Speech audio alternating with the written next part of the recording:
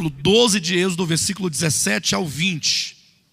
Diz assim a Escritura veterotestamentária: guardai, pois, a festa dos pães asmos, porque nesse mesmo dia tirei vossas hostes da terra do Egito. Portanto, guardareis este dia nas vossas gerações por estatuto perpétuo. Desde o dia 14 do primeiro mês, à tarde, comereis pães asmos até a tarde do dia 21 do mesmo mês. Por 7 dias não se ache nenhum fermento nas vossas casas, porque qualquer que comer pão levedado será eliminado da congregação de Israel, tanto o peregrino como o natural da terra. Nenhuma coisa levedada comereis, em todas as vossas habitações comereis pães asmos, isto é, pães sem fermento. Queridos, estamos hoje então dando sequência, dando continuidade às ministrações da série de mensagem, da primeira série de 7, intitulada As 7 Festas de Israel, a realidade de Cristo e a igreja. A festa dos pães asmos, portanto, é a segunda festa, porque a primeira foi a Páscoa. Embora, uma vez que a festa dos pães asmos acontecia juntamente com a festa da Páscoa, ambas as festas começavam no dia 14. Então, elas acabam se confundindo uma com a outra, né? Acaba se confundindo. Até na prática do povo de Israel, acabava por ser apenas uma festa, porque eles começavam a Páscoa já com os pães asmos e emendavam numa só. Entretanto, olhando de maneira bem particular, trata-se de 2 festas distintas. A primeira, a Páscoa; a segunda, a dos pães asmos; a terceira, das primícias; a quarta, do Pentecostes; a quinta, das trombetas; a sexta, do dia da expiação; e a sétima, a festa dos tabernáculos. São 7 festas. 7 festas que precisam, que devem ser contempladas de uma perspectiva neotestamentária. Como assim? Precisamos fazer a leitura dessas festas e procurar o significado que cada uma delas tem no Novo Testamento. Isso porque, como temos aqui enfaticamente demonstrado, a lei tem sombra de bens vindouros, não a realidade das coisas, né? Como está em Hebreus capítulo 10, versículo 1, quando o apóstolo declara que a lei, lá no Antigo Testamento, era apenas uma sombra daquilo que haveria de vir, coisas verdadeiras em realidade. Então essas festas, como fazem parte da lei, então certamente elas representavam algo que haveria de vir no futuro, enquanto a realidade em Cristo. Razão porque colocamos o título como sendo As 7 Festas de Israel, a realidade de Cristo e a igreja. Ou seja, essas festas haverão de encontrar a sua concretização na pessoa de Cristo e na sua igreja. De maneira que essas festas representam, então, esse desfrute que o povo de Deus no Novo Testamento, que a igreja tem ao se reunir e festejar diante de Deus, ali cantando e glorificando as obras de Deus na pessoa de Cristo. A igreja se reúne então para celebrar uma grande festa. Mas alguém poderia dizer: pastor, salvo engano, ao ler em Levítico capítulo 23, me parece que a festa dos pães asmos começava no dia 15. No dia 15 do primeiro mês. Aí o Senhor começou essa mensagem dizendo que a festa dos pães asmos começava juntamente com a Páscoa, no dia 14. E de fato, tem essas duas informações, mas não há nenhuma contradição, se é dia 15 ou dia 14, haja vista que a Páscoa, ela acontecia no dia 14 do primeiro mês, mas no crepúsculo da tarde. Ou seja, quando o sol do dia 14 estava já no seu ocaso, como se diz comumente, estava se pondo, que é exatamente a transição, que é o início do dia 15. Então olha na sua Bíblia, Êxodo capítulo 12, versículo 18 diz: desde o dia 14 do mês, à tarde. Então é exatamente neste momento de transição que é o início do dia 15. Então a Páscoa acontecia no crepúsculo da tarde do dia 14.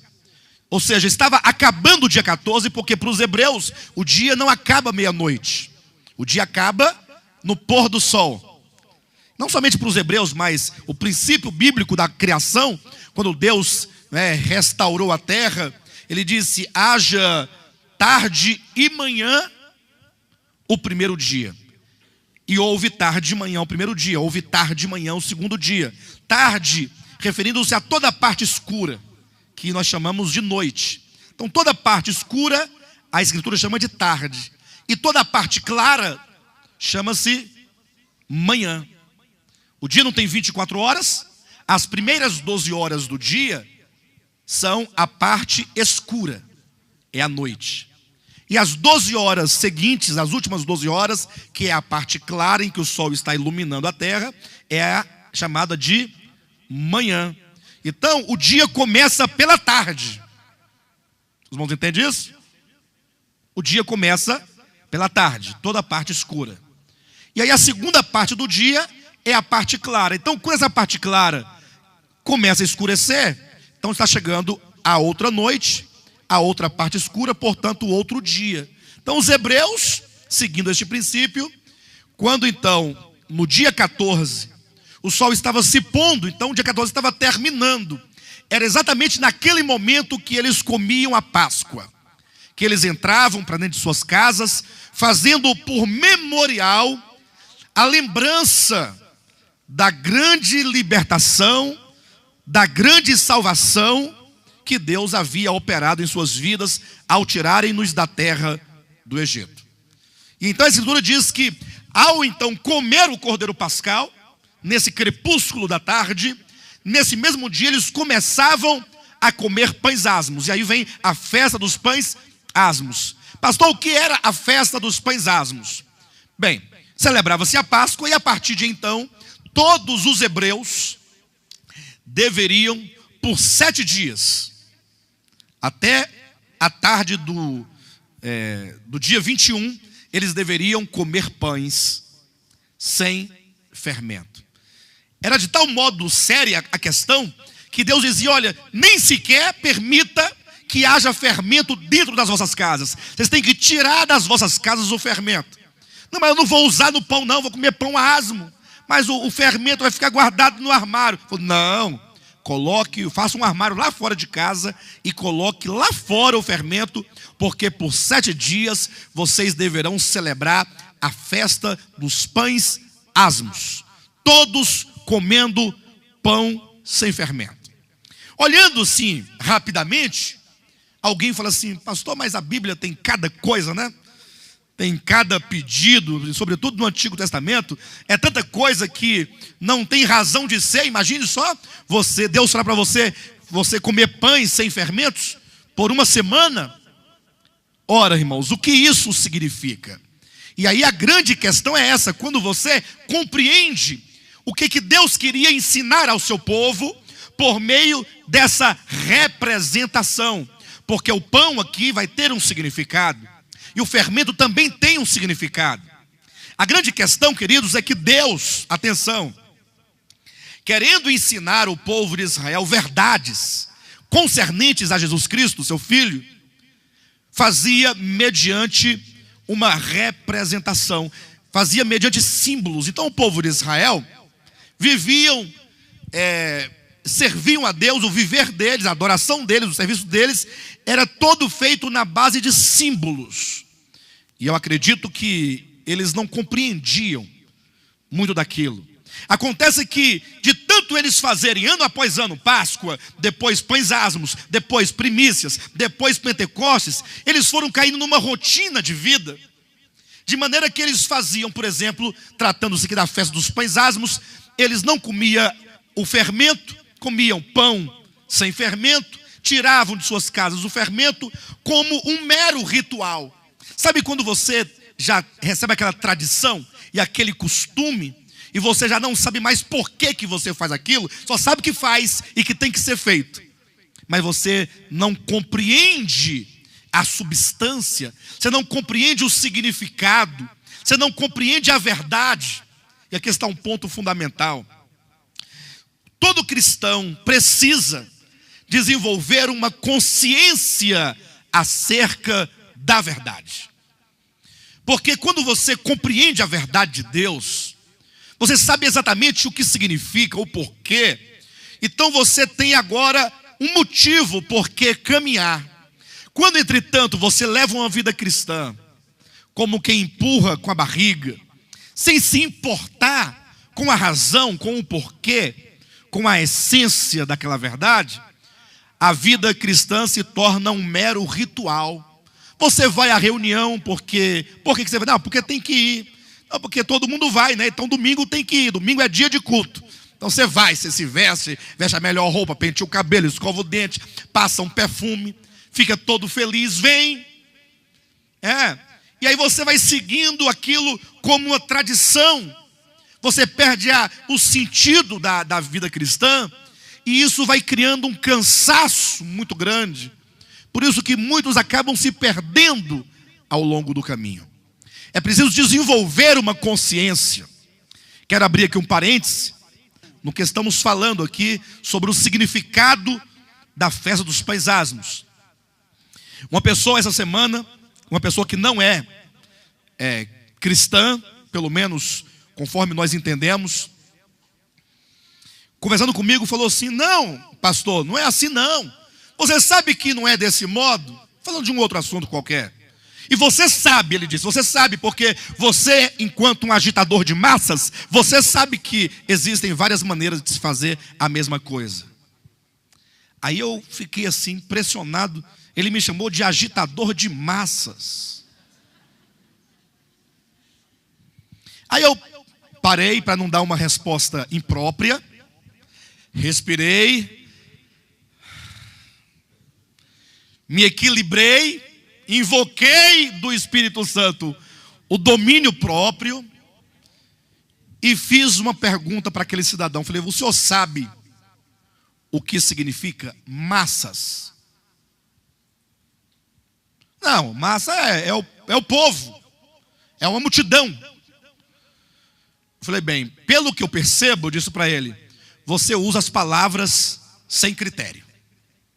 Eu percebo que você vai falando como quem fala pelas tripas. Porque as tripas não faz seleção de nada. Vai só saindo, né? Quem fala tem que selecionar as palavras, para que você possa transmitir ao outro aquilo que de fato você quer falar. Porque se você fala sem entendimento, você fala bobagem. Ou não? Aí eu disse para ele: você, não, massa não quer dizer isso. Você, não, e então o que quer dizer? Eu falei: eu vou te falar algumas coisas que você não sabe. Primeiro, no mundo antigo, no mundo grego, toda a população grega era dividida em dois grupos: a plebe, o povo, e aqueles que estavam separados do povo numa categoria de inteligência, numa categoria de discernimento, numa categoria de comando. Eram esses os reis, os sacerdotes e os filósofos. Essas três categorias compreendiam aqueles que dominavam sobre o povo, que controlavam o povo. Isso porque o povo não tinha condição de pensar. Era um povo tipo asno. Tipo asno. O povo não pensava. Então o sacerdote chegava lá e aí falava: Deus está irado. Já viu esse trovão aí? É Deus irado. Aí agora o povo ficava com medo. Não, agora vão trazer as ofertas para aplacar a ira divina. Aí o povo trazia, é massa. Os reis dominavam sobre o povo. E os filósofos enganavam também o povo, muitas das vezes. E o povo, por não ter condições de falar, então eram tidos por massa. Aí vem a expressão massa de manobra, massa de manipulação. Então, eu disse, se você tiver dentro de um auditório 10.000 doutores, é uma multidão, mas não é uma massa. Porque eles pensam. Então, quando você usar a palavra massa, lembre-se que você está se referindo a um grupo de pessoas que não pensa, porque tem quem pense por eles.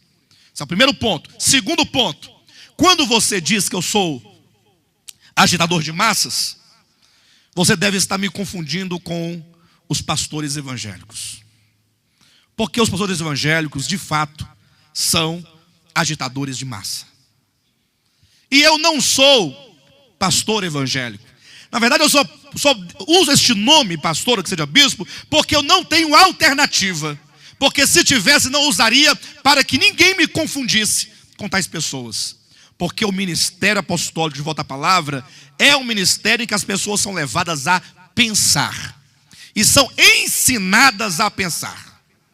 Aqui, nós não queremos que os irmãos fiquem dizendo sim e amém e seguindo cegamente. Não, olhe a Escritura.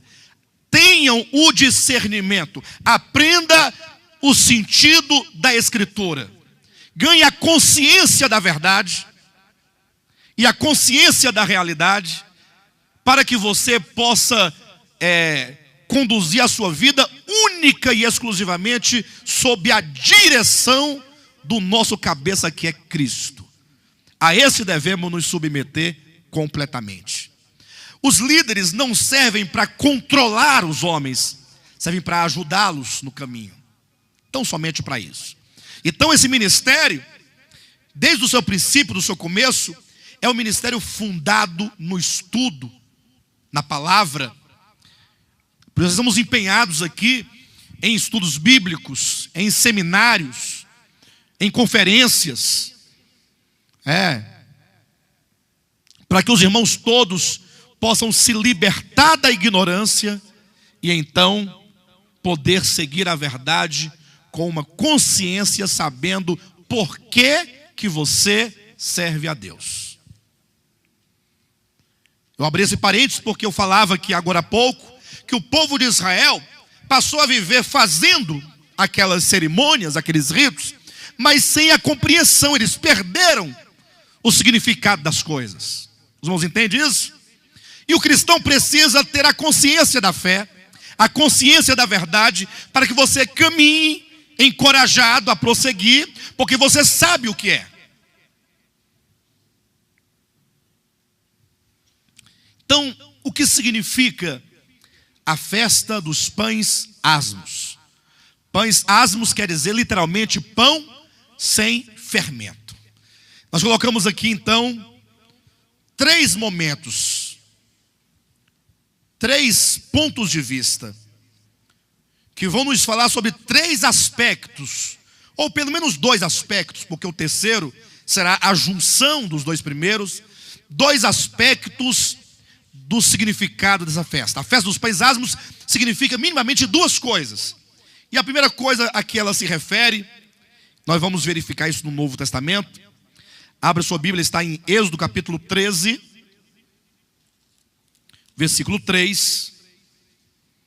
Os irmãos vão entender agora o porquê que Deus estabeleceu a festa dos pães asmos juntamente com a Páscoa.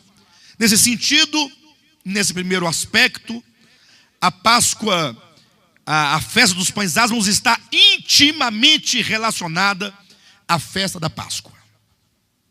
Capítulo 13, versículo 3 diz assim: Disse Moisés ao povo: Lembrai-vos deste mesmo dia em que saíste do Egito, da casa da servidão. Pois com mão forte o Senhor vos tirou de lá. Portanto, não comereis pão levedado. Nós temos aqui 3 informações muito importantes neste versículo. E você tem que primeiramente distinguir cada proposição neste texto. e fazer a relação de uma proposição com a outra. Ou seja, o que uma proposição tem a ver com a seguinte, e assim sucessivamente. Primeira proposição: lembrai-vos deste mesmo dia em que saíste do Egito, da casa da servidão. Então, ao falar da festa dos pães asmos, a primeira coisa é: lembrai-vos deste dia em que Deus vos tirou do Egito, da casa da servidão. E eu pergunto para você: você traz na sua memória nitidamente, como memorial, constantemente, o dia em que Deus te libertou do mundo, do pecado, de Satanás? Você tem desenvolvido e você tem alimentado a memória da sua salvação? Ou será que você perdeu o referencial e você agora simplesmente se julga um bom cristão, se julga um bom servo de Deus, se julga, quem sabe, até um dos melhores servos de Deus, e você perdeu a noção de que você outrora fora perdido? Diga sim para você mesmo, não como quem repete porque o outro manda repetir, mas desenvolva a consciência dizendo assim: um dia, diga, um dia eu estava no mundo de Satanás, perdido, como filho da ira, debaixo da condenação. Você tem que se lembrar disso. Senão o seu coração não será grato ao Senhor. Senão logo você vai estar totalmente corrompido, cheio de fermento. O fermento vai entrar no seu coração, na sua mente, na sua alma, de tal modo que você será um cristão inchado de orgulho e de presunção, por olhar para trás e ver pessoas escravas, viciadas, destruídas, e você olhar para você e considerar que você não está destruído, você não está acabado, você não está acorrentado. Logo você vai começar a ficar cheio de orgulho, cheio de presunção. O primeiro ponto é: lembrai-vos deste mesmo dia em que saíste do Egito. Segundo, pois com mão forte o Senhor vos tirou de lá. Quando você se lembra que você esteve escravo, você também se lembra que você deixou de ser escravo, não pela sua própria capacidade, não porque você é melhor do que os outros, não porque eu decidi seguir a Cristo, eu aceitei a Jesus. Tem que tomar uma decisão. O fulano não toma, é problema dele. Eu tomei minha decisão. Não é assim. Você não saiu da casa da escravidão, do mundo pecaminoso, de debaixo da ira de Deus, porque você é bom. Não, foi a mão poderosa de Deus que te tirou do pecado. Ou seja, isso tira de você qualquer presunção de achar-se bom ou de considerar-se melhor. Portanto, e está concluindo o pensamento, portanto, uma vez que você se lembra que foi escravo, mas foi liberto, e você então confere a mão poderosa de Deus, essa libertação, não a você mesmo, por esta razão, por essas duas razões, você então não comerá pão levedado. Portanto, não comereis pão levedado. É a terceira proposição de Êxodo 13:3. Os irmãos conseguem agora ver esses três momentos aí no texto? Lembrai-vos desse mesmo dia em que saís da terra do Egito. Primeiro. Segundo, pois com mão forte o Senhor vos tirou de lá. Terceiro, portanto não comereis pão levedado. E aqui nós temos, portanto, o primeiro significado. Veja como Deus é sábio. Deus pegou um pão, um simples pão, feito de farinha, e agora ele toma o fermento para representar a corrupção da fé. O que é a corrupção da fé? É porque Deus, na sua infinita sabedoria, Ele sabia, e Ele sabe muito bem, que o homem, ele é tendencioso a se esquecer das maravilhas de Deus. Logo o homem se esquece do sacrifício vicário, ele se esquece da morte redentora, ele se esquece da condição em que ele estava, que ele não tinha força de se levantar, que ele não tinha condições de se erguer. Salmo de número 40, quando o salmista diz que o Senhor o tirou de um tremedal de lama. Ele estava totalmente sem condições, numa areia movediça. Quanto mais tentava sair, mais se afundava. Deus sabe disso. E por isso ele falou assim: bem, eu vou estabelecer uma festa para ensinar o meu povo a nunca se orgulhar da sua atual condição. Uma maneira pedagógica a fim de ensinar e manter o coração do meu povo constantemente humilde e humilhado diante de Deus, em completo reconhecimento, sabendo que se aqui estamos é porque Deus com mão poderosa nos salvou. Com mão poderosa. Tanto é verdade isso. Abra sua Bíblia em Mateus capítulo 16, que quando Jesus Cristo estiver aqui falando com seus discípulos, ele vai usar o exemplo do fermento nos pães. Mateus 16, versículo 6, versículo 11 e 12 também. O 6 diz assim: e Jesus lhes disse: vede, e acautelai-vos do fermento dos fariseus e dos saduceus. Jesus adverte aos discípulos contra o fermento dos fariseus. Aí no 7 diz assim: olha, eles porém discorriam entre si dizendo: é porque nós não trouxemos pão. Olha como é que acontecem as coisas. Olha como acontecem as coisas. Preste atenção, olhem para mim. Jesus falou assim: olha, discípulos, cuidado com o fermento dos fariseus e dos saduceus. Cuidado, porque eles têm um fermento que pode corrompê-los. Aí os discípulos, com a mente material, humana, como fazem a maioria dos cristãos evangélicos, que olham a Bíblia do seu aspecto meramente material, falam assim: ele está dizendo isso porque nós não trouxemos pão. Então, ele deve estar preocupado com o fato de nós não termos pão. Aí eu pergunto: o que tem a ver uma coisa com a outra? Jesus disse: cuidado com o fermento dos fariseus. É porque nós não trouxemos pães. Isso é porque a mente dos discípulos não podia entender as coisas espirituais, como Jesus falava também simbolicamente, tomando o fermento para ilustrar algo negativo. Aí continua dizendo o versículo 9, versículo 8: percebendo-o, Jesus disse: por que discorreis entre vós, homens de pequena fé, sobre o não terdes pão? Não compreendeis ainda, nem vos lembrais dos 5 pães para 5.000 homens, e de quantos cestos tomastes? Nem dos 7 pães para os 4.000, e de quantos cestos tomastes? Como não compreendeis que não vos falei a respeito de pães? E sim, acautelai-vos do fermento dos fariseus e dos saduceus. Então, versículo 12, entenderam que não lhes dissera que se acautelassem do fermento de pães, mas deveriam eles se acautelar de quê? Da doutrina dos fariseus. Da doutrina. Então o fermento, ele tem um significado. Qual é o significado primário do fermento?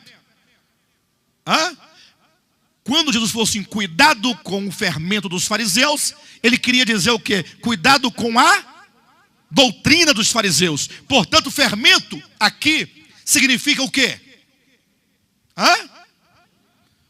Não estou entendendo. Doutrina. Doutrina de fariseus. Doutrina de saduceus. Pastor, e qual é a doutrina dos fariseus? Ora, nós vamos saber exatamente quando, depois da morte e ressurreição de Cristo, quando a igreja começou a crescer e a se multiplicar, e muitas pessoas foram se convertendo a Jesus Cristo, diz a Bíblia que muitos fariseus e escribas se converteram a Jesus Cristo.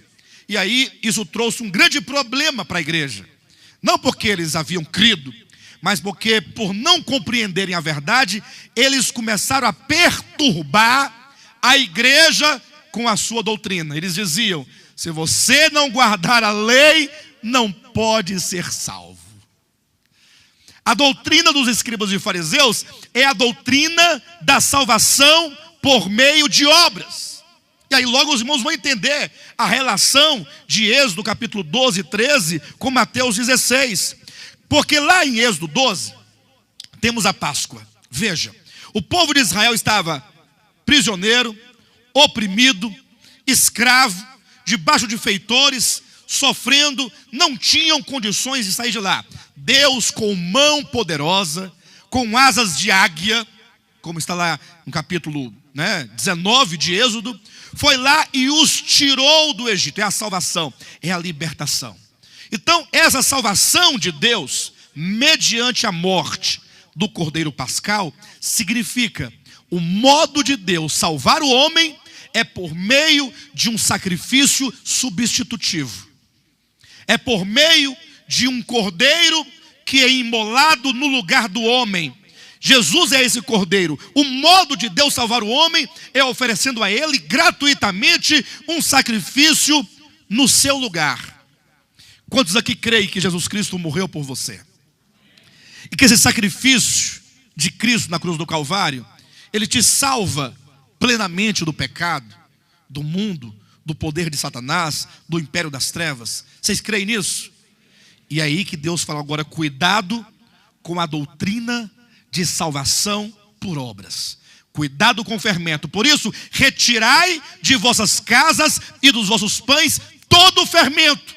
Ou seja, a sua fé tem que estar constantemente alicerçada no sacrifício de Cristo. Sou salvo porque Jesus morreu por mim, unicamente, nada mais. Retirar o fermento significa você se manter livre da corrupção, da doutrina perversa da salvação pelas obras.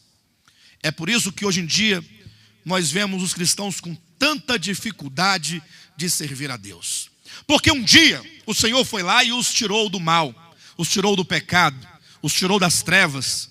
Deus os salvou com mão poderosa, porque aquele indivíduo, ele não tinha condições em si mesmo de sair daquela situação. Aí Deus foi e o salvou. Só que aí logo ele começou a ser conduzido dentro de um aprisco cristão evangélico. E aí começaram a corromper a mente e o coração dessa pessoa, colocando fermento. Como está lá em Mateus 13, 33, uma mulher escondeu na fina flor de farinha o fermento.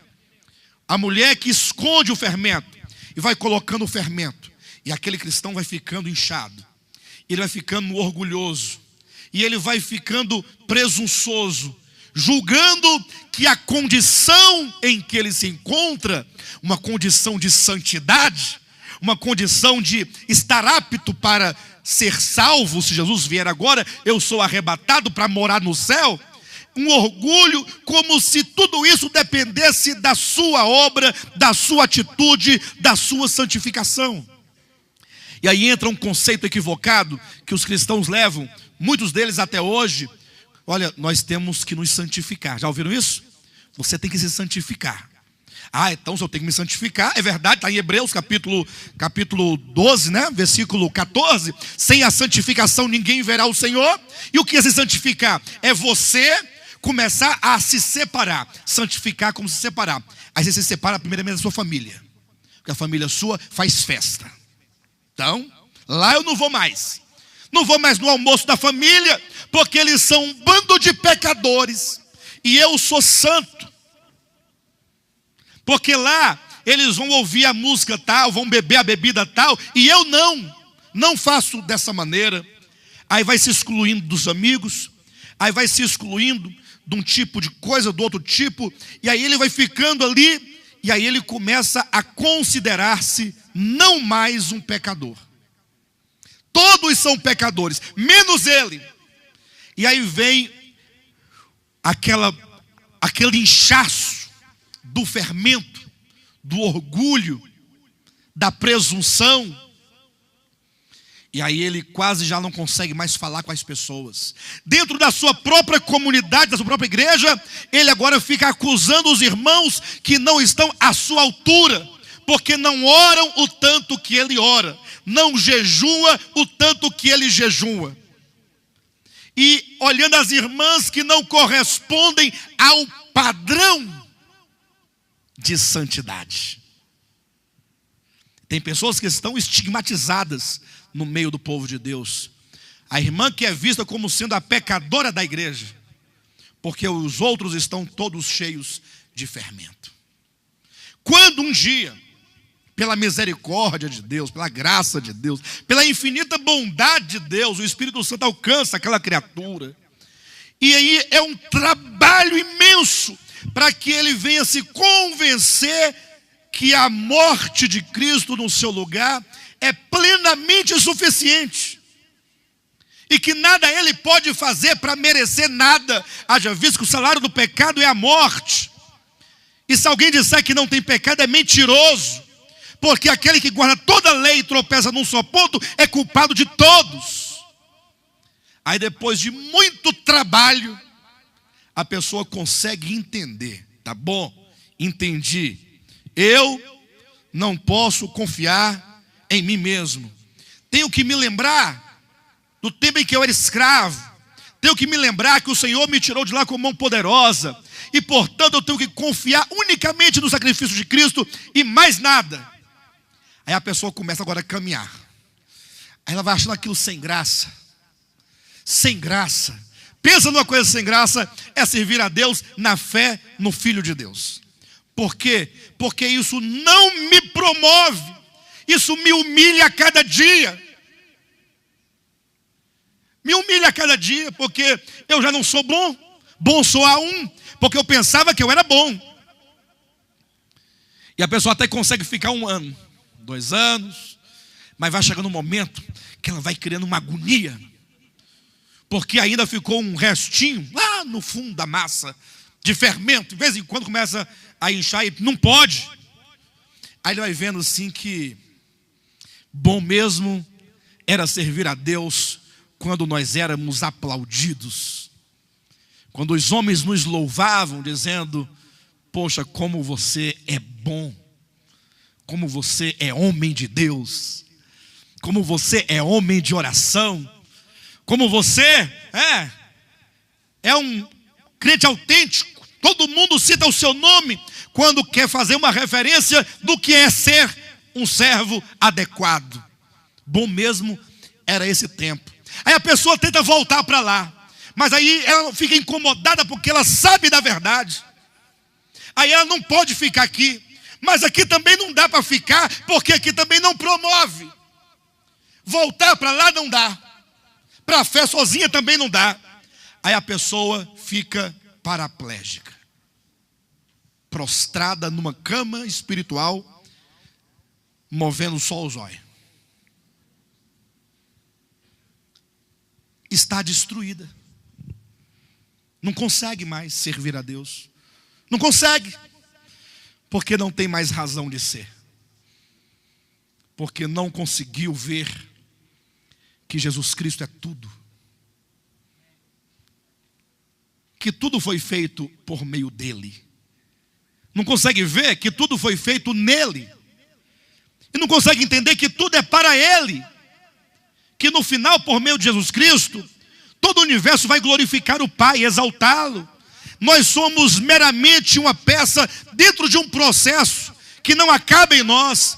Nada existe por tua causa. Nada existe. Você é que existe por causa dele. E aí a vida cristã tem que ser um andar constante de joelhos. A questão é que até o orar de joelho outrora era orgulho, o oro de joelhos. Só que Deus não quer que você ande de joelho dobrado. Deus quer que a sua alma esteja curvada diante dele. Uma massa sem fermento, sem inchaço. O fermento, enquanto aquilo que te incha e te faz se orgulhar, daquilo que você não é. Porque se você considerar o evangelho, e aí você tem que ver os dois lados, ver quem você é e era, e quem Cristo é e sempre foi, isso não tem como gerar orgulho em você. Se você olhar bem para o evangelho, você vai glorificar a Cristo 24 horas. Esse é o primeiro aspecto do fermento. O fermento, ou a festa dos pães asmos, em relação à salvação, fala da fé pura no sacrifício de Cristo. Tanto é verdade, e eu já ia pular o tópico, mas isso aqui é tão importante, que eu vou falar pela milésima vez, Êxodo capítulo 12, não posso deixar de falar, versículos 43 e 48, ao ler o capítulo 12 de Êxodo, você ficará um pouco confuso, porque começa falando sobre a Páscoa, daqui a pouco está falando sobre os pães asmos, aí está falando da Páscoa de novo, porque os pães asmos, ainda que tendo essa diferença, ela está vinculada à Páscoa intimamente, porque a festa da Páscoa só ganha sentido, ou melhor, a festa do pães asmos só ganha sentido juntamente com a Páscoa, porque a Páscoa é o sacrifício de Cristo, e a festa dos pães asmos é o meu coração e a minha fé destituída de qualquer ideia de bondade própria, ou de força ou capacidade própria. Capítulo 12, 43 e 48, diz assim: disse mais o Senhor a Moisés e a Arão: esta é a ordenança da Páscoa. Dois pontos. Atenção. Nenhum estrangeiro comerá dela. Porém, todo escravo comprado por dinheiro, depois de o terem circuncidado, comerá dela. O estrangeiro e o assalariado não comerão dela. Entenda, assalariado, irmão, não é quem ganha salário mínimo, não. O assalariado aqui eram os mercenários, que naquele tempo as nações contratavam pessoas estrangeiras para fazer a segurança. A nação não tinha exército para se defender, aí assalariava estrangeiros, exércitos estrangeiros. A palavra assalariado aqui no hebraico quer dizer mercenário, aquele que era contratado para uma atividade a favor de uma nação. 43, né? 44, 45, 46. O cordeiro há de ser comido numa só casa. Da sua carne não levareis fora da casa, nem lhe quebrareis osso algum. Toda a congregação de Israel fará. Porém, atenção, se algum estrangeiro se hospedar contigo e quiser celebrar a Páscoa do Senhor, seja-lhe circuncidado todo macho, e então se chegará e a observará, e será como natural da terra, mas nenhum incircunciso comerá dela. Observa que o participar dessa cerimônia da Páscoa, que está vinculado inclusive à festa dos pães asmos, ou melhor, a festa da Páscoa impunha duas situações. A Páscoa exige que se comece a celebrar os pães asmos para tirar toda a corrupção, toda a fermentação do orgulho, como também é dito, dela só participará os filhos de Israel. E se houver um estrangeiro, pode, desde que seja circuncidado. Aí vem a ideia da circuncisão. A ideia dos pães asmos é a mesma ideia do pão da circuncisão. Olha que a circuncisão é colocada em igualdade, em paridade aos pães asmos. Em que sentido? O que é a circuncisão? Circuncisão, hoje em dia, se entende, se você for a um dicionário, colocar circuncisão, uma cirurgia que se faz no pênis, no órgão masculino, tirando o excesso de pele.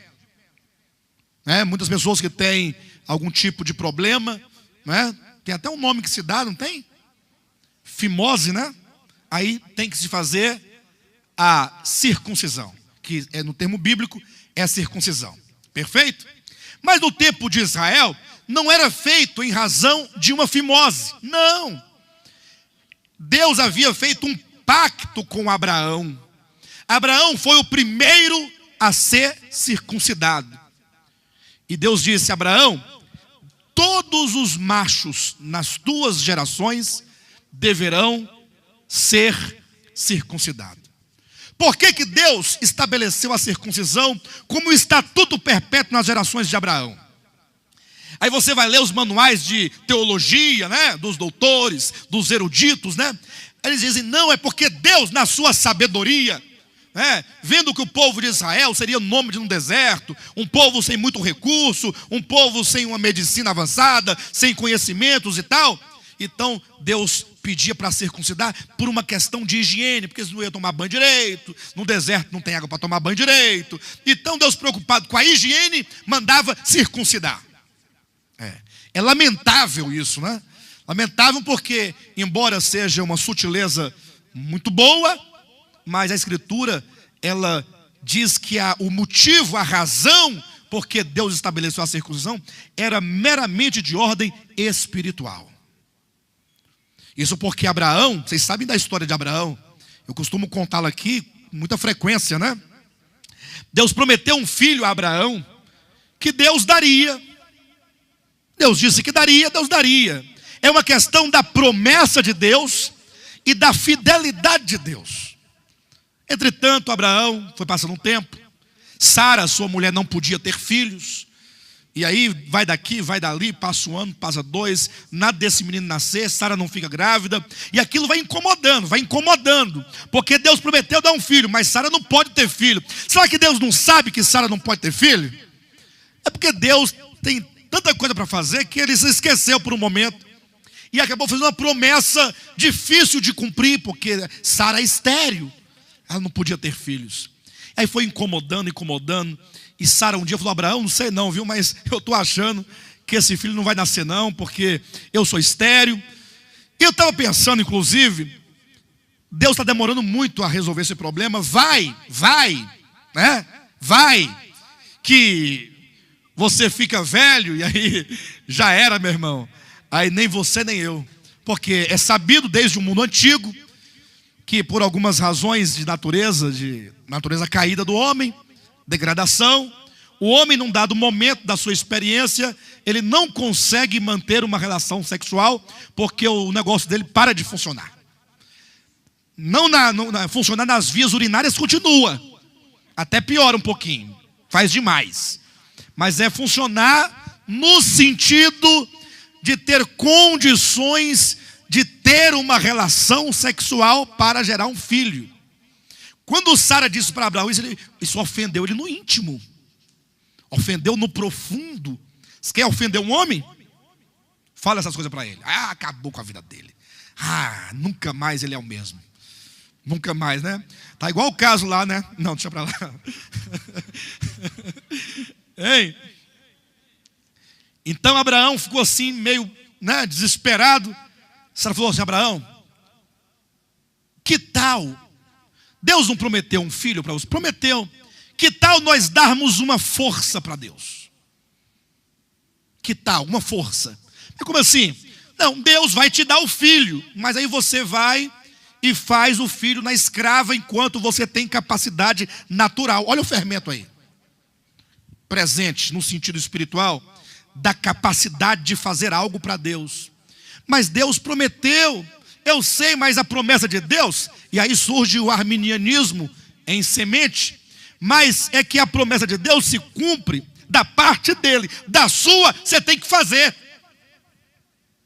Abraão recebeu esse estudo bíblico de uma arminiana, aceitou, se convenceu e fez o filho. E aí Deus, quando viu que Abraão virou arminiano nesse aspecto, de achar que Deus precisava da sua capacidade para que Deus cumprisse sua promessa, o que Deus fez? Deus falou assim: bem, já que Abraão pensa assim, eu vou esperar que toda a sua capacidade se esgote, acabe. Eu vou esperá-lo até que ele chegue numa condição de completa impotência sexual. Dito e feito, com 99 anos, estava Abraão velhinho, acabado, totalmente destruído. Naquele tempo não tinha Viagra, né? Naquele tempo não tinha... Bem, devia ter umas cascas, né, pastor Renato? Como é que é essas cascas aí? Como é que é esse negócio, né? Falando disso, a irmã Emília estava me falando ontem, foi ontem a irmã Emília me falou que numa cidade dela, do pastor Moisés, tinha uma árvore lá, que o povo dizia que era boa para essas coisas. E o povo estava matando a árvore, porque cada um queria dar uma mordida na árvore. A árvore estava secando, morrendo. Foi na sua terra, pastor Moisés? Na sua... Não, não foi não. Pastor Moisés, não foi na minha terra não. Ele estava matando a árvore, pastor Moisés. Tem condições de uma coisa dessa? Passava, dava uma mordida, voltava, outra mordida na árvore. Acaba com os dentes com a árvore e não resolvia nada. Bem, estava lá Abraão, coitado de Abraão, velhinho. Aí Deus apareceu para Abraão e disse: Abraão, ouve bem, abra bem os teus ouvidos. Eu sou o Deus Todo-Poderoso. A salvação está nessa base. É no poder de Deus. Não é no seu poder. Não é na sua capacidade. Eu sou o Deus Todo-Poderoso. Queres ser perfeito? Ande na minha presença e serás perfeito. É só andar. Ele é que vai te aperfeiçoar, não é você. Abraão, agora eu cumprirei a minha promessa de te dar um filho. Agora, mas Senhor, agora? É agora. É agora que você não pode, é que eu darei. Porque eu vou mostrar que quando eu prometo, eu cumpro, independentemente do homem. Entretanto, faremos aqui um pacto, nós dois. Um pacto que você vai passar para toda a sua geração futura. Você vai circuncidar. Você vai tirar o excesso de pele, ou a pele do prepúcio, e vai jogar fora. Olha como é que Deus é pedagógico. 7 dias comendo pães asmos. Retira o fermento. Agora Deus fala para Abraão: Abraão, corta um pedaço. Aí pega na mão o pedaço. E esse é o ritual. Corta e lança fora. Como quem diz: eu estou abrindo mão e eu jogo fora aquilo em que confiei. Não confio em mim. E aí, para representar essa confiança absoluta em Deus e a não confiança em si próprio, tinha um ritual para representar essa verdade. É só para representar. Os irmãos entendem isso? E isso passou para as gerações futuras, passou para Isaac, depois para Jacó, depois para os filhos de Jacó, depois na história do povo de Israel. E aí aconteceu uma coisa engraçada. Olha como o ser humano, presta atenção, é problemático. Aquilo que deveria representar a plena confiança em Deus e a não confiança em si próprio, quando os filhos de Israel perderam a consciência do significado daquilo, aquilo que representava a completa humildade diante de Deus, passou a representar o maior orgulho do povo de Israel. Eles passaram a se orgulhar. Vem cá, o senhor é circuncidado? Não, infelizmente. Só os circuncisos é que são o povo de Deus. Olha como é que eles tomaram uma coisa tão boa e a tornaram tão perversa. Porque ao invés daquilo humilhá-los, porque cada vez que se fazia a circuncisão, eles tinham que se lembrar: não podemos confiar na carne, não podemos confiar em nossa capacidade natural, só confiamos em Deus, como fez Abraão. Abraão errou, quando ele pensou que Deus precisava da força dele, da ajuda dele. Aí então Deus foi e mandou que ele arrancasse e jogasse fora. E nós, como Abraão, que cremos, procedemos da mesma maneira. Mas não, ficaram orgulhosos. Abra sua Bíblia rapidamente em Romanos capítulo 4. Vamos ler o 10 e o 11, né? Como, pois, lhe foi atribuída, ou seja, como que a justiça de Deus foi atribuída ou imputada a Abraão? Estando ele já circuncidado ou ainda incircunciso? Não no regime da circuncisão, e sim quando incircunciso. E recebeu, atenção, o sinal da circuncisão como selo da justiça da fé que teve quando ainda incircunciso, para vir a ser o pai de todos os que creem, embora não circuncidados, a fim de que lhe seja imputada a justiça. Abraão recebeu o sinal da circuncisão como selo, não é isso? Da justiça que vem de quê? Atenção, pessoal. Abraão recebeu o sinal da circuncisão para ser o selo da justiça que provém da fé. A circuncisão é o selo da justiça que provém da fé. O que significa a circuncisão? O selo da justiça que se adquire por meio de obras. Não. A circuncisão é o selo da justiça que é adquirida pelos méritos humanos, pela capacidade humana, para aquilo que o homem pode realizar. Não. A justiça que vem da fé. Um dia, o Espírito Santo me deu fé para eu crer no unigênito do Filho de Deus. E quando então eu criei, Deus olhou para o universo, Deus olhou para o diabo, Deus olhou para os demônios, para principados e potestades, e para tudo e para todos, e disse: este que creu no meu Filho Jesus Cristo é justo. Deus disse que eu sou justo, porque Ele me deu a sua própria justiça, Ele me cobriu com a sua justiça. O seu Filho se fez justiça para mim e me envolveu.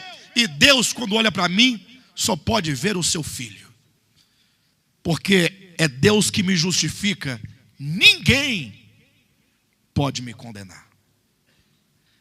Colossenses capítulo 2, veja os versículos 11 em diante. Nele, que é em Cristo, né? Nele também fostes circuncidados. Quem aqui foi circuncidado em Cristo? O que isso significa para você? Hã? O que isso significa para você? Se você foi circuncidado em Cristo, quer dizer que essa fé em Cristo te exige que você abra mão e lance fora toda força carnal e toda capacidade para depender única e exclusivamente do sacrifício de Cristo. Nele fossem circuncidados, não por intermédio de mãos, mas no despojamento do corpo da carne, que é a circuncisão de Cristo. A vida cristã só pode ser vivida autenticamente se você se despojar do ser natural. Não se serve a Deus mediante a sua carne, não se serve a Deus mediante o seu corpo. Deus não é servido por mãos humanas. Deus é Espírito. Deus é Espírito. Tem um tanto de gente aí servindo a Deus, dando coisas para Ele. Um leva um bolo, outro leva um bode, o outro leva os cabelos sem cortar, o outro leva as pernas sem depilar, o outro leva o sovaco sem depilar, o outro leva a boca sem beber nadinha, leva o corpo sem se mexer, sem balançar. Ainda que em tudo isso possa haver uma outra coisa boa e agradável, e que se justifique por uma boa conduta, um bom exemplo, mas nenhum dos bons exemplos vale para justificar alguém diante de Deus. Repita comigo: Deus é Espírito. Diga: Deus não é servido por mãos humanas. Para servir a Deus, você tem que despojar o corpo da carne. Versículo 12: tendo sido sepultados juntamente com ele no batismo, no qual igualmente fostes ressuscitados mediante a fé no poder de Deus que o ressuscitou dentre os mortos. E a vós outros que estáveis mortos pelas vossas transgressões e pela incircuncisão da vossa carne, vos deu vida juntamente com ele, perdoando todos os nossos delitos, tendo cancelado o escrito de dívida que era contra nós e que constava de ordenanças, o qual nos era prejudicial, removeu-o inteiramente, encravando-o na cruz, e despojando os principados e as potestades, publicamente os expôs ao desprezo, triunfando deles na cruz. Olha para o sacrifício de Cristo Jesus. Olhe para o sacrifício. Lance fora o fermento dessa massa. Seja uma nova massa. Entretanto, o fermento também representa uma outra coisa. Para que você possa festejar e celebrar a Deus a festa dos pães asmos, o fermento vem a simbolizar uma outra coisa, e essa é a grandeza da Escritura, quando consegue equilibrar duas coisas aparentemente contrárias. Abra sua Bíblia em 1 Coríntios capítulo 5. Eu quero ler a partir do versículo 1 com os irmãos, até o versículo 7. Ou seja, o versículo 9. Veja na sua Bíblia, acompanhe. Geralmente se ouve que há entre vós imoralidade, e imoralidade tal como nem mesmo entre os gentios, isto é, haver quem se atreva a possuir a mulher de seu próprio pai. Estão observando o que estava acontecendo na igreja de Corinto? Tinha lá um jovem que estava tendo relações sexuais com a mulher do seu próprio pai. Certamente não era sua mãe, mas era a mulher do pai. Fosse ela uma madrasta ou qualquer coisa semelhante, sem entrar nos méritos, o fato é que estava havendo uma imoralidade desse nível e desse tipo, que o apóstolo Paulo diz que sequer ouvia falar disso entre os gentios. Tamanho era o absurdo que estava acontecendo. 2. E contudo, apesar disso, andais vós ensoberbecidos, e não chegastes a lamentar para que fosse tirado do vosso meio quem tamanho ultraje praticou. Eu, na verdade, ainda que ausente em pessoa, mas presente em espírito, já sentenciei, como se estivesse presente, que o autor de tal infâmia seja, em nome de Jesus Cristo, reunidos vós e o meu espírito, com o poder de Jesus nosso Senhor, esse seja entregue a Satanás para a destruição da carne, a fim de que o espírito seja salvo no dia do Senhor. Versículo 6. Não é boa a vossa jactância. Não sabeis que um pouco de fermento leveda a massa toda? Ou seja, se vocês permitem que tal coisa aconteça no vosso meio, vocês não chegam a lamentar, não chegam a se arrepender, vocês estão cheios de presunção, de orgulho. Vocês não sabem que um pouco de fermento leveda toda a massa? E aqui o fermento não vem a significar o inchaço de quem se considera bom. Aqui o fermento significa a corrupção da massa. Como que o fermento é capaz de corromper a massa, e aqui o fermento vem a representar o pecado. Mas entenda, o pecado segundo a Escritura. Não é o pecado segundo os costumes, segundo a religião. Isso porque a religião cristã evangélica criou um rol de pecados. Eles criaram. São os pecados culturais, que determinado povo, em determinado tempo, estabelece como sendo pecado, e quem fizer peca, embora Deus não tenha nada a ver com aquilo. Enquanto que os verdadeiros pecados, que não são locais, e que estão na Escritura aqui revelados como tais, eles praticam sem nenhum tipo de problema. É dito, versículo 7, lançai fora o velho fermento, para que sejais nova massa, como sois de fato sem fermento. Pois também Cristo, nosso Cordeiro Pascal, foi imolado. Por isso celebremos a festa não com o velho fermento, nem com o fermento da maldade, da malícia, e sim com os asmos da sinceridade e da verdade. Já em carta vos escrevi que não vos associeis com os impuros. E aqui o apóstolo Paulo, então, nos convida a repensar a questão do pecado. O pecado enquanto pecado aos olhos de Deus. Não é aqueles costumes que você aprendeu no passado. Lembram que as mulheres não podiam usar brinco, que era pecado? Lembram disso? Você lembra, né? Muito bem. No meu tempo de infância era engraçado, porque raras eram as irmãs que tinham cabelo bom. Isso há 30 anos. Não tinha progressiva, não tinha chapinha. Hã? Nenê. Enê. Era um produto, uma coisa, né? Eu me lembro que tinha aqueles negócios que colocava assim a cabeça dentro, no salão. Ficava aquele vaporzão. Para poder quebrar, diminuir o volume do cabelo. Era um sofrimento danado, muito grande. Então as irmãs, tinha umas irmãs que tinham um cabelão bonito, pesado, grosso, forte, coisa mais linda. Ela ficava toda, era um pavão no meio do povo, né? Aí as irmãs que não tinham o mesmo, não tiveram a mesma graça, a mesma sorte, né? Aí não tinha o que tinha hoje em dia. Aí as irmãs falaram, não, vou colocar uns bobs no cabelo para ver se ele, né? Aqueles bobão grandão. Aí logo, opa, é pecado, não pode.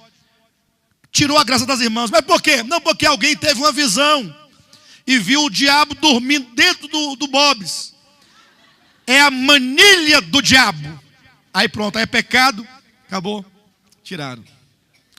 Aí não, então já que não pode usar o bobs, vamos fazer uma touca. Enrola para cá, depois enrola para o outro lado, para equilibrar, né? Ficava aquela coisa, mas algodão doce, aquele que faz de máquina, né? Que você vai enrolando assim. Aí estava melhorando o cabelo das irmãs, de repente alguém teve uma visão. Opa.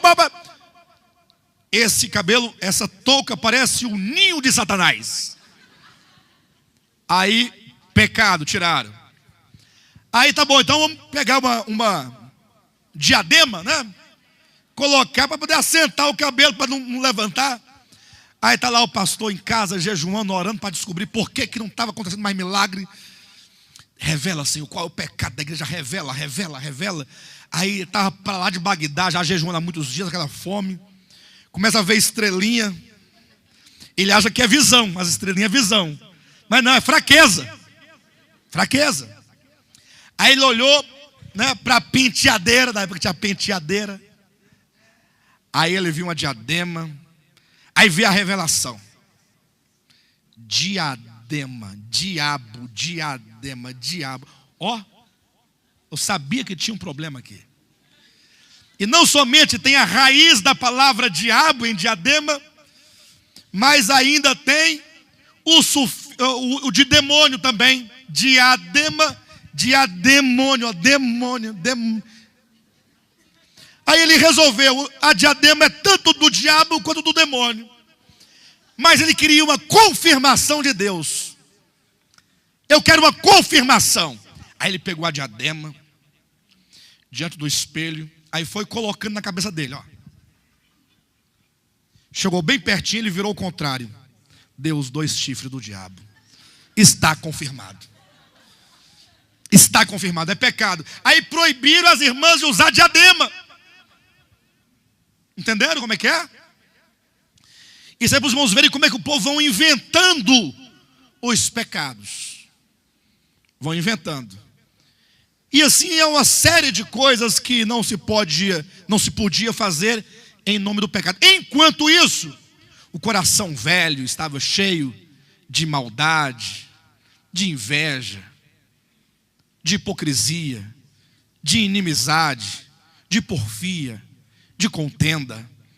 Se os irmãos quiserem saber o que desagrada a Deus, está lá em Gálatas capítulo 5, a partir do versículo 18. o versículo 19, estão lá: as obras da carne são conhecidas. Você não tem que inventar, elas são conhecidas. E são, 2 pontos. Aí vem toda uma lista de coisas. E aí, essa semana passada, uma irmã nossa, a gente conversando sobre a igreja, sobre o que Deus tem feito no nosso meio. A irmã falou assim: pastor, não fica triste comigo não, mas eu quero fazer uma pergunta. O senhor me permite? Eu falei: lógico, pode fazer. Pastor, no nosso meio tem embriaguez? Eu falei: é o que mais tem. Olha, é o que mais tem. Aí, pastor, mas como assim? Eu que pergunto: como assim? Porque nunca ninguém perguntou assim: pastor, no nosso meio tem inveja? Nunca ninguém se assustou: pastor, no nosso meio tem inimizade, porfia, feitiçaria? Todas essas coisas são da carne: prostituição, lascívia, impureza, inveja, dissensão, contenda, língua grande. Tudo é obra da carne pecaminosa. Quando o indivíduo ou a indivídua está na carne, ele vai manifestar muitas dessas coisas, inclusive a embriaguez. Quando se excede em beber algo a mais. No momento que a Bíblia diz que a embriaguez é obra da carne, já significa por si só que o beber não é pecado. Porque se fosse, não diria que a embriaguez, que é o excesso, ó. Quando você se excede naquilo que você bebe, quando você se excede, quando você come demais, aí vem a gula. Engraçado que os crentes vão para a churrascaria, come igual um padre, e ninguém diz nada. Mas se beber igual um pé inchado, é tudo uma coisa só, é tudo condenável por Deus, é tudo pecaminoso, é tudo a expressão da mesma carne, do mesmo pecado que ofende a Deus. Não estão entendendo perfeitamente? Então, o Senhor nos orienta que devemos ser nós uma massa sem fermento. Tirar do nosso meio, tirar do nosso coração, qualquer coisa que esteja aí contaminando a pureza daquilo que Deus te fez ser. Porque você foi santificado em Cristo Jesus. Então talvez aí tenha muito fermento contaminando essa massa. O texto diz o seguinte no capítulo 6 aqui, ou melhor, capítulo 5, versículo 7, fala: lançai fora o velho fermento, para que sejais nova massa. Eu pergunto, essa massa que ele diz aqui, que somos nós, tem fermento? Essa aqui, lançai fora o velho fermento, para que sejais nova massa. Essa massa aqui tem fermento? Hã? Tem ou não tem? Não tem? Vamos ler o texto. Apenas o texto. Lançai fora o velho fermento, para que sejais nova massa. Essa massa aqui era nova? Ela tinha fermento? Por que tinha? Porque se é para tirar dela o fermento, tem. Como é que você vai lançar fora o fermento se não tem fermento? Então lançai fora o velho fermento, para que sejais nova massa.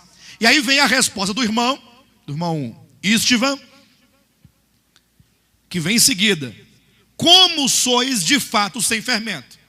E aí cria-se o paradoxo. Nós somos de fato sem fermento, mas devemos tirar de nós o fermento para ser nova massa. Aí eu pergunto, afinal, nós somos nova massa ou não somos? Temos fermento ou não temos? Como é que o mesmo versículo diz uma coisa e outra? Não é uma coisa ou outra, é uma coisa e outra. As duas coexistem. Aí a resposta é mais do que simples. Nós somos de fato nova massa em Cristo. por tudo que Ele fez por nós, nós somos nova massa. Nele estamos santificados, nele estamos justificados, nele estamos limpos, nele estamos perdoados, nele estamos inclusive glorificados. Agora, na prática, há fermento na massa. Pecado, quanta inimizade tem aí dentro do seu coração, quanta impureza, quanta inveja, quanta disseção, facção, pornografia, tanta coisa entulhando, fermentando, corrompendo a pureza de uma vida cristã. E é aí que nós temos que repensar a Escritura e repensar a nossa experiência. Pelo poder do Espírito Santo, nós vencemos a carne pecaminosa. Pelo poder do Espírito Santo. Temos que buscá-lo. Não como quem busca para receber poder, para falar e... Nada disso, é como quem o busca para que ele realize uma obra. Porque as pessoas estão buscando o Espírito Santo para receber a unção da panela de pressão. Não é, maisinha? A pessoa recebe a unção da panela de pressão. Aí fica, né? Igual aquele pino. A unção do prego. Tinha um irmão que tinha a unção do prego, sai pulando de um pé só. Hoje em dia as unções estão se aperfeiçoando, né? Tem muito agora a unção da leoa, da tigresa. A irmã já comprou uma bota até aqui, de couro. Já está usando uma calça de couro, toda de couro. A mulher gata. Então ela chega na igreja de mulher gata, ninguém está entendendo nada, porque a unção já foi planejada. Aí no meio do louvor, sai de quatro engateando. É a unção do leão, da leoa, da carne. O povo quer unção para isso. Para isso. Agora, quantos querem o Espírito Santo para controlar o ser, conter o mal, transformar a alma? Alguém pergunta, pastor, mas e qual é a relação da festa dos tabernáculos com as demais festas, né? Com as demais festas? Porque eu quero olhar, pastor, as festas numa ordem, e eu quero vislumbrar todo esse calendário profético, como acontece. Se a primeira Páscoa, pastor, diz de Cristo como Cordeiro Pascal, ou seja, fala de Cristo na sua morte, com a Páscoa cumpriu-se, ou melhor, com a morte de Cristo cumpriu-se a Páscoa, quando ele morreu na cruz do Calvário, lá estava o Cordeiro Pascal, imolado. Quando você se lembrar da Páscoa, lembre-se do Cristo imolado. Cristo, nosso Cordeiro Pascal, foi imolado. E o que vem a ser então, em seguida, nessa direção? Segue-se ao Cristo imolado os pães asmos. Esses pães totalmente desprovidos de fermento, fala também de Cristo. Fala da humanidade de Cristo e do seu sacrifício, que são completamente perfeitos. O sacrifício de Cristo na cruz do Calvário só pode ser um sacrifício perfeito, aceito pelo Pai, porque o homem Jesus que foi imolado tinha uma humanidade completamente perfeita e sem pecado. Os pães asmos falam-nos dessa humanidade de Cristo totalmente pura e consequentemente do sacrifício puro. É por isso que nós devemos almejar uma fé pura no seu sacrifício puro e uma vida humana pura como foi a sua humanidade pura. Essa é a relação. Tanto é que a próxima festa que falaremos na semana que vem é a festa das primícias, falará da ressurreição de Cristo. A Páscoa, a morte. As primícias, a ressurreição. E no meio, a humanidade perfeita de Cristo, o que possibilita a sua ressurreição. Veremos que Deus o Pai só ressuscita Cristo por causa da sua humanidade perfeita e do seu sacrifício perfeito. Porque não fosse a humanidade perfeita do Filho, ele seria como qualquer outro homem, e uma vez morrendo como todos morrem, ele não seria ressuscitado jamais. Ele permaneceria na morte. A ressurreição de Cristo só foi possível porque ele é como está lá em Pedro, capítulo 1, versículo 19, 1 Pedro 1,19, quando diz que nós fomos comprados pelo precioso sangue de Cristo, como um cordeiro sem mácula e sem defeito. Amém, queridos? Que os irmãos todos possam digerir este pão asmo, que é essa palavra, que os irmãos possam pensar isso, orem essa mensagem, para que Deus possa ir trabalhando em nós profundamente, até alcançarmos a última festa, a festa dos tabernáculos, que será o reino milenar. Amém, amados?